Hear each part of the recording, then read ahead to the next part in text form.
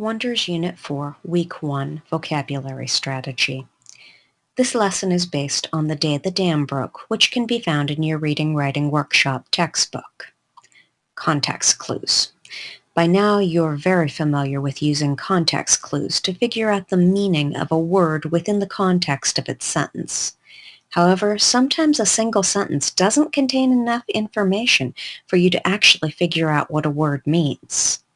Then you have to use paragraph clues. That's when you look at all the sentences in the paragraph around the word. You might find an actual definition for the word. You may see examples, synonyms, or antonyms. All of these can help you figure out what an unfamiliar word means in context. Here's an example of using paragraph clues in The Day the Dam Broke. In this paragraph, you can see the word torrents. It's outlined in yellow on your screen. Torrents might be an unfamiliar word to you. This is how you can use paragraph clues to figure out what it means.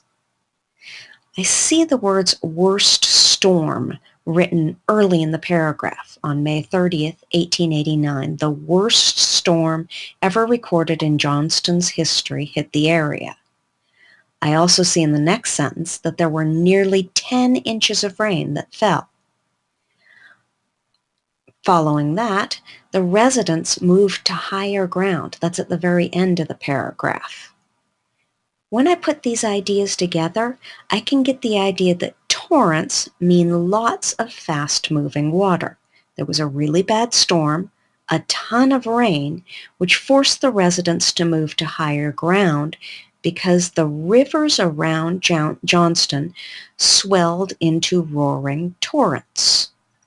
I can substitute back into the sentence to make sure it makes sense. The next morning, the rivers around Johnston swelled into roaring, lots of fast-moving water. That makes sense based on the information I have in the paragraph.